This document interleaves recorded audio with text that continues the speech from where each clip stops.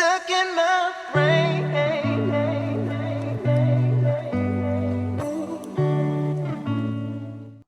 Hey there, and welcome to Functional Mental Fitness with Alexei Bondarenko. That's me. Today we're going to have a chat about self-care during COVID. Now, there's heaps of great content out there online. You can check out Beyond Blue's website, the Black Dog Institute, to name a few. Your local mental health agency, whether you've got a Headspace for young people or something like Each in the outer east of Melbourne. There's some great organisations that are there to help you, and they've got awesome info on their website. So if you haven't already and you're kind of wondering about what you could do, starting point, have a look and see what's available, what suggestions are out there. But this video is all about what we can do functionally in our life to look after our mental fitness day to day. So the first thing we can do is to stay active. With remote learning and remote work, we're less active than we were before. We're being encouraged not to go anywhere if you're in a lockdown area, or even if you aren't in a lockdown area, it can be a little bit nerve-wracking to venture out into public. So it's really important that we find ways to move our bodies, because the more sedentary we are, the greater the impact on our health. And moving and exercise is an evidence-based treatment for poor mental health, and will therefore help us maintain our mental fitness during this testing and trying time. So to stay active, there's a number of great things you can do. There is some awesome online resources. Potentially, if you're a gym member, with some of the major gym groups, they've got a bit of an online group fitness program and workout program for their members that you can jump onto. If you're not a member with those organizations, some of them have some great options online for $5 to $10 a week, where you can join some live streamed classes, which will really help you put the time aside, because you know that time, that day is the time that you're going to do your workout. Takes away some of the scheduling procrastination that can come up when we suddenly are in complete charge of motivating ourselves to be active. Now, if fitness and exercise isn't your thing, that's okay. You can do what I've been doing Monday to Sunday, which is walk down to your local coffee shop, make sure you wear your mask and you take all the right precautionary measures, but get out there, support your local businesses, and get a takeaway coffee in the morning. It's going to do two things. The first thing is you'll move your body and get out, get active. The second thing is if you're an extrovert like me, it's a great way to stay connected to some people. Now, with everything that's going on, it's really tough to have face-to-face time with people. And unfortunately, our online options are pretty much all that's available to most of us. But this is a great way just to get out in the community, to connect with people in however a brief manner, and then get back in and get working on what you need to do. That brings me to my second point, which is stay connected. So it's really important, as I was saying, because we're isolated and we're in lockdown, and it can be a little bit scary to go outside and to have people over and whatnot. It's really important that we create space to connect to our friends, family, and co-workers, or peers if you're a student and you're studying, because we usually have a day that's full of incidental contact with people. So we have friends that we see because we're in the office together, because we do the same running loop in the morning, which you might still see them, which is great, good for you, but not all of us have that. And when we lose these incidental contacts and connections, it can impact our friendships. They're less convenient.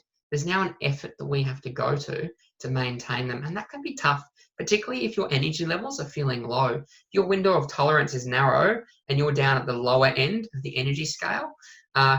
It can be really challenging to create the space or to take that step to call a friend or FaceTime a friend or set up a Zoom meeting. So if you can schedule something in regularly, like a monthly family catch-up, a monthly team drinks night, or a coffee roulette system, which I've done with my Rotary Club, where we randomly draw numbers and we get teed up for that month to have a virtual coffee chat with one of our members. It's really great to sort of give yourself some structure around how you connect, because if we're not connecting, we run that risk of becoming isolated, and in isolation we know that our mental fitness suffers. So the third thing is closely related to this idea of isolation. With isolation and with lockdown, with remote learning and with remote working, we are at home. If you're lucky enough to be living with people, that's great, because you can connect and socialize, but at the same time, it's kind of hard now to create time for you, because if you're working during the day and you've got kids around or your partner's around, you're doing work, at the end of the day, you're together in the house. So it's important that we take 5 or 10 minutes every day just to be with yourself and to reflect. Now, for some of us, this is really, really challenging, and that's okay. Remember that window of tolerance up the top here? We have the hyperactivity, the hyperactive mind, the high energy. I'm a bit of an anxious person, so I'm a bit of a high energy person. And if I'm having to sit still for too long, I can find it really hard. If you're one of those people like me, sometimes I find doing exercise first and then being reflective after exercise is a really great way to overcome this, or being calm and reflective in an active way. So one of the ways I like to be calm and reflective is I'll take up a simple repetitive task like cleaning, or I might journal. And while I'm doing those things, I'm able to process some of the feelings and reflect on just what's going on for me. How do I feel today? Taking a couple of deep breaths, and then I can get on with my day. Now, the fourth thing that we can do, which I think is really important, not just for us, but for the people around us, is check out what supports are available online locally for you and the people around you. Because if it comes to the point where one of you is at breaking point at home, or you see a colleague, or you yourself feel like you just had enough and you don't know how you're going to go on, and you've got that big feeling of being overwhelmed, whether you're feeling really low and you can't get out of bed, or you're just stressed all the time and you can't manage to turn the stress off and disconnect from whatever it is that's stressing you, it can be really important to reach out and get some help. There are some fantastic online resources, some fact sheets you can access through websites and from organizations like Beyond Blue or the Black Dog Institute. You can also do some mindfulness activities or some self-compassion activities at selfcompassion.org. There's some great resources there. Check the comments below this video. There'll be some links posted there for you to check out. But knowing what's available to support you and the people around you during COVID, and what you can do to support your mental fitness, is super important. Because if you don't know what's available, when the mud hits the fan, so to speak, you might struggle to take those next steps. You're going to go, oh no, I have to look for this resource and I don't know what to do. But if you have a bit of an idea about what's available, it will put you in a really good place to take care of yourself and the people around you. Now, step 5, very closely linked to step 1, but rather than focusing on staying active, we're focusing on our health and our body by thinking about nutrition. Now, we're at home a lot more. Maybe we're ordering Uber Eats a little bit too much. Maybe we're not ordering at all and we're doing a great job of cooking and looking after ourselves. Maybe we're drinking a couple of beers too many at night, or having a glass of wine before bed, and we're noticing that the frequency of our drinking is increasing or has increased since COVID, which is okay. But it's important to remember that how we fuel our body affects our mind and our mental fitness. So if you can maybe think about how can you eat healthier and eat better, you can actually combine the sort of mindful activities, that Take 10 activity, with this one by maybe putting time aside during the week, rather than having a pre-prepared lunch, taking 30 minutes out of your day to prepare lunch mindfully. So something I did last week was I decided we generally meal prep on the weekends, and 50% of our meals during the week are pre-prepared and frozen, defrosted and reheated. And the other 50% I try to make fresh.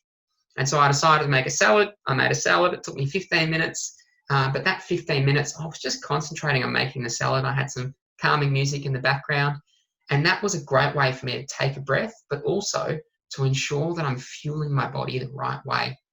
I'll tell you what, after a fresh, healthy lunch, I just felt good.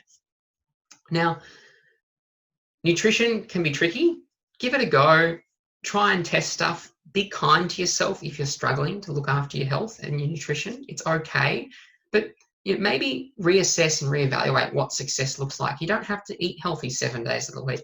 Maybe if just one meal this week is made fresh, or one meal this week is made from scratch rather than using some prepackaged ingredients. It's a really great way to challenge yourself, to be conscious about what's going into your body, and then to reflect, how do I feel after I eat this or consume this product?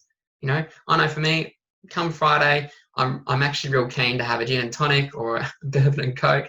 And by all means, I'll have one or two on the weekend.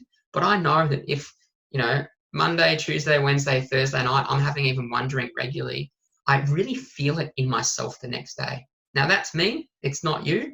We're all different, but I think it's important to reflect on what's happening for us and what's happening when we're eating and sort of fueling our bodies, and how we're responding to that. Now, I suppose the second last thing I want you to think about is another great way to look after yourself during COVID is to get organized. Now, believe it or not, this can align with step one, getting active as well, by cleaning the house. Great way to be active. If you clean the environment around you, it can give you a sense of being in control, which can be super helpful with everything that's going on. If you are struggling with cleaning, it's okay. Maybe it's mental cleaning. So you maybe need to take care of getting your thoughts organized. So maybe writing down a to-do list. Now, you can match this activity with the Take 10 and do a bit of journaling every morning. And in your journaling session, do your journaling, and then at the end of your journaling session, just write down a couple of key things that you know that you need to succeed and get completed that day. Can be a super helpful way to feel like you're in control, and particularly in times like this when everything outside of the house and work and our personal lives can really feel like they're spinning out of control because there's all this negative stuff happening and there's all this change and there's a lot of pressure to conform externally, which can leave us feeling like we're not in control. And that's really frustrating. Trust me, I know how you're feeling if that's how you're feeling. I've been feeling like that myself a little bit. And I find that by sort of being active, making sure I'm being connected, taking a little bit of time for myself, being conscious of how I'm fueling myself, and then taking that next step to get organized has really, really helped me. And of course, knowing what other people and other organizations, what the experts are suggesting we can do is also really helpful because it reminds me, I know all this stuff. This is my job to know this stuff, but I still need to be reminded. That's really helpful. The last thing I want you to think about is stay positive.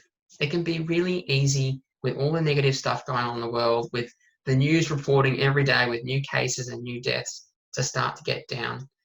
If you're like me and you've been stood down from your job and your income is suffering and you're not sure, if you're going to make rent, all of this stuff is really stressful. And if you don't have, any of those sorts of challenges, but if you're just living day to day and you're having to work from home all of a sudden, you've got your kids at home, the pressures can be tough.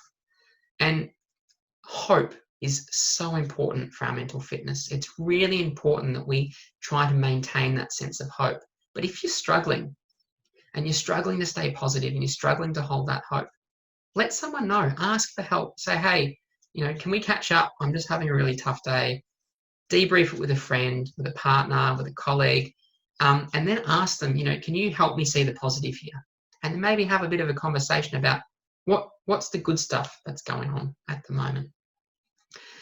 A really easy way to do this is actually to go and watch a happy movie. I have a subscription to Disney Plus. I'm not spruiking Disney Plus, but I'm a bit of a Disney fan, and I find that a Disney movie is a really great way to lift myself up.